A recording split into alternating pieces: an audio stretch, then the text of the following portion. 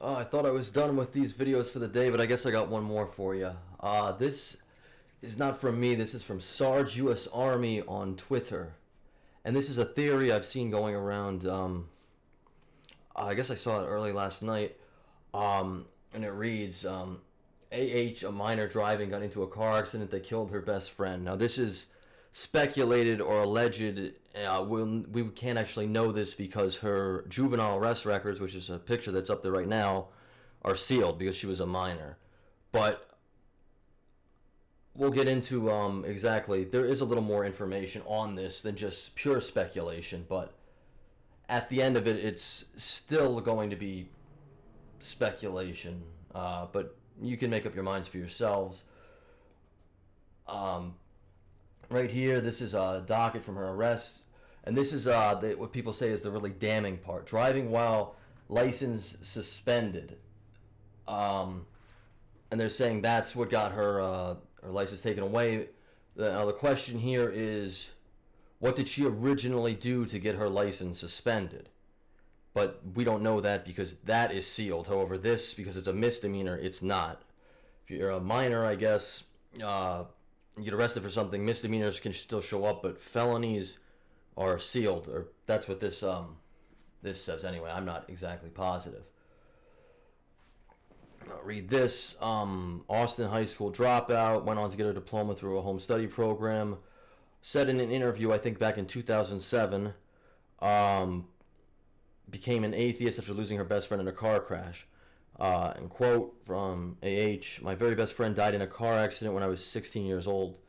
That was the hardest blow emotionally that I have ever had to endure. Suddenly you realize tomorrow might not come. Now I live by the motto, today is what I have. And I mean, I feel for her on this. I mean, it's terrible to lose your best friend in a car accident when you're so young. But there's more information to this, so let's continue on. The driver's license that they retracted from Amber was given back to her on November 8, 2007. Now, this is important because if we go back to, I think it's up here, we can actually see it was taken away on December 9, 2003. And as this Twitter user points out, Sarge US Army points out, this is a huge stretch of time to lose your license for 4 years. So, and because they're sealed, they're saying, well, these are felonies. So what felonies did she commit to accumulate a 4-year suspension so quickly? Enforcement actions, mandatory suspension, intoxication, manslaughter. If individual is convicted of intoxication and that intoxication causes the death of another, this suspension also includes driving while intoxicated, boating while intoxicated, blah, blah, blah. Suspension period of 6 months to 2 years is ordered by the court. Or there's also mandatory suspension, intoxication, assault. Also carries suspension period of 90 days to 2 years is ordered by the court. Now, Amber Heard lost her license for 4 years around the time she was 16 years old. And that's the whole basis of this argument is Amber Heard almost why did she lose it for 4 years? That's a long time. And here they're going to get into it. A person's juvenile record becomes sealed the second they turn 18, and unless their juvenile record is unsealed, there's no way of knowing what felonies they've committed prior to their 18th birthday. The lawyer representing one of these jurisdictions requests her juvenile record be unsealed, and if the request is granted, then her juvenile record will become available for the whole world to see, which probably will not happen. It's going into why there'd be a point to doing it, if it affects different crimes. At the very least, she assaulted someone when she was drunk, and at the worst, she killed her best friend in a car accident. Again, I'm not going to say it's impossible, but I'm going to say, and it's very, very speculative. Let's see what we got here.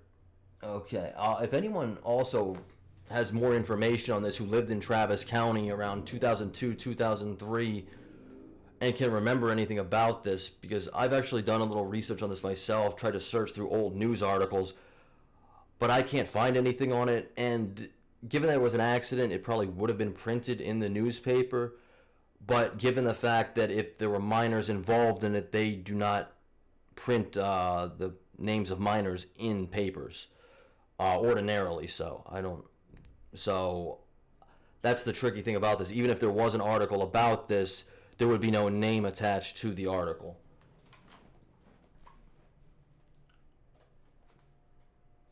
If somebody is arrested for driving while intoxicated when they're 16 years old, it will show on the juvenile record until 18. And seal the records. We've been over that.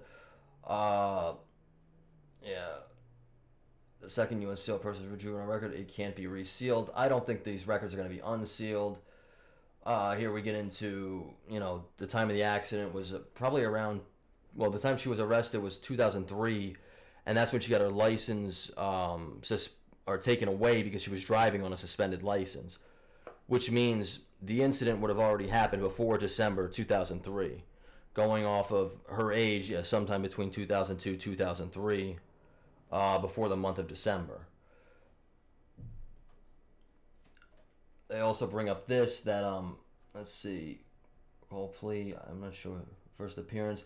Oh, this, C&I doc file, which means, maybe they'll explain that. Convicted, charged, and indicted document. I think the indicted part is the damning part, because indicted means it has to be like a serious offense to be indicted. I think you are only indicted on felonies. Okay, see, they go on to, I gotta just read ahead. Charged, somebody's been convicted of a crime. Indicted, someone's been convicted of a serious crime. Driving with a suspended license is a misdemeanor, and because so would not call for an indictment. Exactly. What they're saying is that this license suspension is not the really damning thing. The damning thing would be, what did she do to get her license suspended before this? Which they would have to be a felony because there is no information on it, yet this misdemeanor still shows up. The fact that she received a DWI would not show on her juvenile record, as DWIs are felonies, and her juvenile record has yet to be sealed, or has yet to be unsealed, I'm sorry. However, the fact that she received a ticket for driving with a suspended license does show on her juvenile record, as driving with a suspended license is a misdemeanor rather than a felony. And unlike felonies, misdemeanors are not hidden from a person's juvenile record when it's sealed. They conclude with two questions arise from this. Why was Amber Heard pulled over when she received the ticket for driving with a suspended license? Why was Amber's license suspended in the first place? That's the damning thing right there, number two. Why was Amber's license suspended in the first place? Because prior to this December 2003 incident, something happened that got her license suspended. And because then she got suspended again, I'm sorry, hold on. Because then she got her license taken away for 4 years, people think it could have been vehicular manslaughter. I'm going to go out and say that I think this is possible, but unless you unseal the records, you'll never know. And it's all speculation at this point. I'm really not a Amber Heard fan at all, but this is a grave thing to levy at somebody. I think Sarge US Army over on Twitter did actually an excellent job reporting on this and putting all this information together, because I was in the process of that, and then I saw that they did it way better than I could. But the fact remains, unless the records are unsealed, we'll never know. And the fact is, this is all just speculation from a 2007 interview where she does mention that her best friend was killed in a car accident. And it just so happens that she's had her license suspended, possibly for something, it had to be something vehicle related. But we don't know if it's manslaughter or not. It had to be pretty severe because it was a 4-year suspension, which, go back to the page, which is vehicular assault or vehicular manslaughter. But I am going to close with saying this is speculative and we do not actually know, and I don't think we can actually know unless those records are unsealed. Or if somebody from Travis County, Texas, would be have information on it and be willing to speak out, it was down there and would know this from around 2002, 2003. So if you're in Travis County, Texas, you have information on it, please comment or contact me. I'm sure the internet would love more information about this if there is any. But until that comes forward, I'm going to put this in the realm of speculation. Thank you all. If you listened this long, if you found this interesting, Like, comment, subscribe. Definitely give a follow to Sarge at US Army on Twitter for doing all this excellent reporting.